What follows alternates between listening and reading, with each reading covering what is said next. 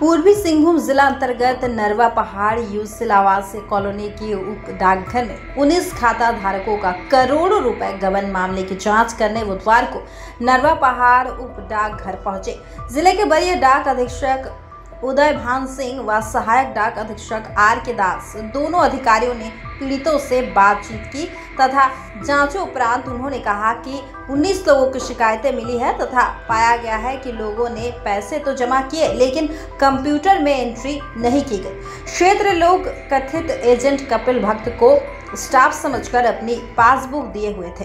उन्होंने जानकारी दी कि खाता धारकों ने बीते 5 साल का आरडी 40,000 से लेकर 5 लाख तक जमा तो किए हैं, लेकिन पासबुक में एंट्री कर पैसा कथित एजेंट कपिल भक्त ने अपने पास ही रखा है व कंप्यूटर में एंट्री नहीं की, जो घोटाले का बड़ा कारण बना।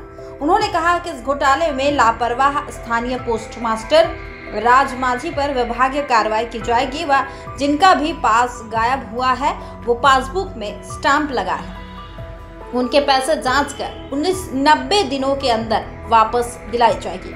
यहाँ बताते चले कि ये मामला तब प्रकाश में आया जब पोस्ट ऑफिस में कार्यरत एजेंट कपिल भक्त बीते दिनों साइबर क्राइम मामले में जादूगोड़ा पुलिस के हत्थे चढ़ गया। तब लोगों को आशंका होने पर लोग अपनी राशि का पता लगाने पोस्ट ऑफिस पहुंचे तो उनकी मेहनत की राशि की गबन का खुलासा हुआ। इस बाबत खाता धारकों ने कहा कि साइबर क्राइम से जुड़े युवक कपिल इस पोस्ट ऑफिस में एजेंट का काम करता था। पासबुक अपने पास बीते 2 वर्षों से रखे हुए था। इस दौरान खाता धारकों से राशि वसूल पोस्ट ऑफिस में जमा करने के बजाय अपनी संपत्ति बढ़ाने में लगा रहा। देखिए, आज मैं खुद यहाँ पे आया हूँ। 2 लोगों की शिकायत प्राप्त हुई थी मुझे लिखित में ऑफिस में, और मैंने कल भेजा था अपने एएसपी को यहाँ पे राजकिशोर दास जी को, और जांच करके उन्होंने पुष्टि की कि हाँ गड़बड़ी हुई है, और उसके लिए मैं आया। और यहाँ पे आज मैं 19 लोगों से अभी तक मिला हूँ जिन्होंने पासबुक मुझे शो किया। कुछ के पास पासबुक भी नहीं है। वो कपिल भगत जो यहाँ बैठा करते थे तथाकथित एजेंट कहलाते हैं, लेकिन लोग उसको स्टाफ समझ रहे थे। और मैक्सिमम जो अमाउंट गड़बड़ी है वो रिकरिंग डिपॉजिट में है, आरडी जो कि 5 साल का होता है, और लोग मासिक जमा करते हैं। यही पाया अभी तक 19 लोगों का मैंने नोट किया है। कितना आरडी का पैसा लोगों का डूबा होगा सर अंदाज? अभी एक्चुअली सिस्टम से, और चूँकि पासबुक भी नहीं है तो ये बताना रकम अभी तुरंत नहीं बता पाऊँगा, पर जो लोगों का देख रहा हूँ, किसी का 40,000 है, किसी का 50,000 है, एक का मैंने देखा 5 लाख भी है। तो कुल रकम की पुष्टि अभी नहीं कर पाऊँगा।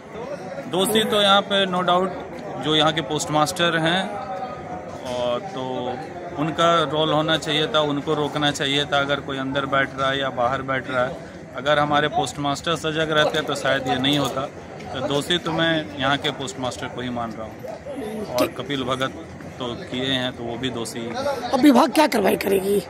उनका पैसा कैसे वापस होगा? कभी जांच हो रही है, जांच चल रही है, लोगों का क्लेम फॉर्म भराया जाएगा, और जितने पासबुक में मोहर लगी हुई है वो भारत सरकार अपने फंड से उनको पैसा लौटाएगी। 90 दिनों का एक प्रक्रिया होता है, ऑडिट होता है।